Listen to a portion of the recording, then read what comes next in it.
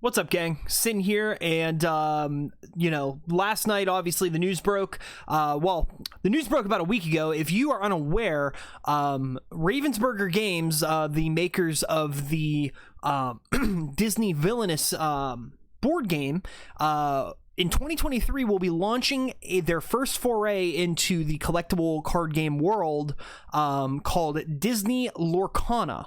Lorcana is it's described as a more casual take on games similar to like Magic the Gathering and Pokemon, and it really aims to be a CCG that is kind of amongst the likes of both of those major games. Obviously, with the Disney IP attached to it, I very much feel like it's inevitable. It will probably have some traction within the TCG community, and myself especially, I'm a little bit interested just to see how the game plays. I'm never, opinions on Disney aside, I'm never opposed to more card games entering the foray of the TCG community and world.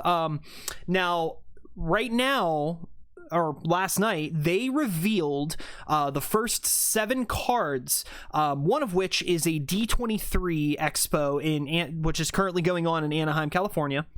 A Disney or a Mickey Mouse card that is going to be a promo for this specifically, and I'll go through all of the cards here shortly, just to show what it kind of looks like, and kind of give my thoughts on the game. And I'm actually very much looking for one of the collector sets, because right now, the only way to get the collector set is if you are one of the 300 people per day, so 900 total, at the D23 Expo in Anaheim. So I'm currently looking for a proxy buyer to help me get a set so I can check that off the collection list. And would really like to have one of those because I don't want to have to spend $400 on it, though might end up having to. We'll find out. So if you're watching this and you're at D23, feel free to DM me here on YouTube before the weekend's up. I'm open. I've got cash in hand, wallet, whatever. We can work out a deal. But yes, let's dive into Lorcana. So here are the first 7 cards that are part of the Lorcana collector set. These will be printed in the first set come 2023. But we have Stitch, Elsa, Cruella de Vil, Maleficent, Robin Hood, and Captain Hook. And we're going to take a little bit of a closer look. This is the exclusive D23 Expo promo. You see it's got the D23 Expo symbol at the bottom here. It's Mickey Mouse dressed as the brave little tailor, and it looks like the way the cards are structured, it looks like this is like your resources, and kind of leads me to believe maybe the system's gonna act similar to like Hearthstone, where every single turn you get a resource to use, and you can use those resources to play cards and then make actions beyond that. Now, if this card specifically would cost 8 resources, so it's a pretty hefty buy if that ends up being how the system works. We have no idea what the rules are going to be and what the rules look like, but we got Mickey Mouse, brave little tailor. I'm thinking this is a kind of like a 5 like attack and 5 defense, similar to almost like Magic if you put like a dash there. That's kind of how I'm predicting it out to be.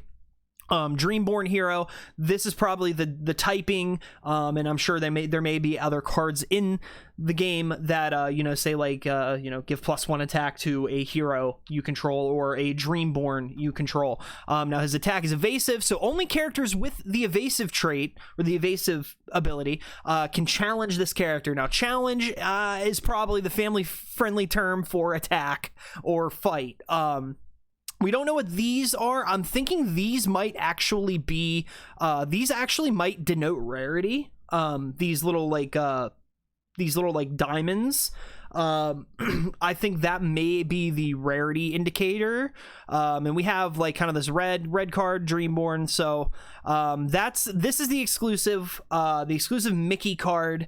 And then we have a Stitch card for 6 resources. Now, Stitch Rockstar, 3 attack, 5 defense, Floodborn, hero, alien. You can shift 4, and if you You may pay 4 resources. This asterisk, somebody posted a picture of the foil Lorcana card today from the Expo, and they do have where this asterisk is. There is actually the resource symbol. So you may pay 4 resources to play this on top of one of your Stitch characters. Now, this looks to me like there may be, you know, different versions of the characters we already know, and you're able to, you know, shift onto that current character to give them these traits. So once again, adoring fans, whenever you play a character with cost 2 or less, you may exert it to draw a card. Exert, I'm you know, using like Runeterra here to think like if you exert something, or even like Keyforge, if you exert something, or Magic, you're tapping it. So there's Stitch.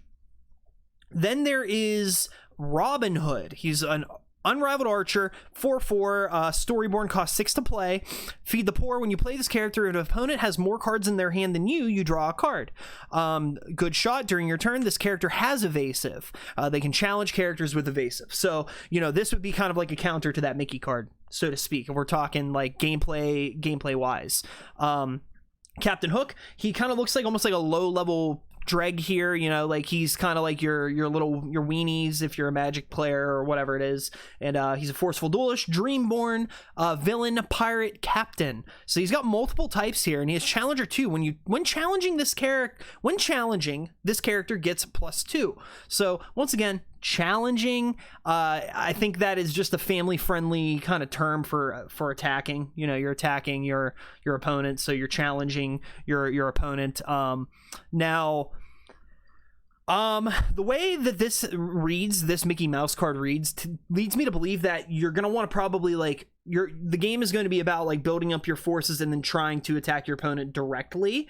So I think they might borrow that like aspect from like games like Yu-Gi-Oh.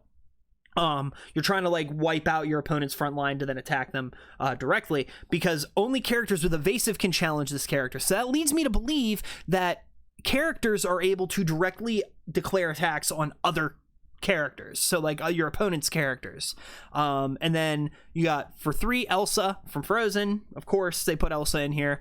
Snow Queen, Dreamborn, Hero Queen, Sorcerer, 2/3, and freeze if you tap, exert chosen opposing character. And all of these are denoted by first edition.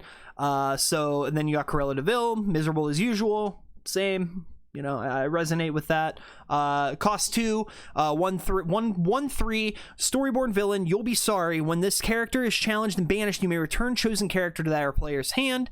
Once again, looks almost like a low-level drag type of hero, similar to Captain Hook. Captain Hook could be good. Honestly, could be good because, you know, when you declare an attack with him, he becomes a 3/2. So, I mean, that could be nice. Just, you know, you play him down for 1 resource and you boom into your opponent, and there you go. Easy. Maleficent, this is the highest costed card that we've seen. It's a 7/5 Dragonfire. When you play this character, you can banish chosen opposing character. So like Maleficent will be a bomb where you just like, you know, probably play a long game, hold out, and then get rid of like their big piece to then swing in with all of the rest of your little like characters. Now, these are the first cards that we have seen from this game. I'm sure we probably won't see more for a while, but you are able to get your hands on these through the D23 Expo. It's at the Ravensburger booth. You have to be there or have somebody that you know is there, or look for somebody that is there to purchase these cards early. I would really like to add these to my collection, just you know, as is. To be able to do that, but I am looking forward to this game to see how it plays out. You know, I think more TCGs are a welcome thing. I actually had it in the back of my head a couple weeks ago that, like, you know, with the resurgence and the boom of new trading card games, I can't believe Disney hasn't done it yet. And with that being said, I kind of like predicted this in a way. Just, you know, like I predicted this was going to be a thing. I'm excited to see the different foil treatments. I'm excited to see how the game plays. I'm excited to see if it gets like an online client, because if it gets an online client, then maybe we'll start there with it and really go into it.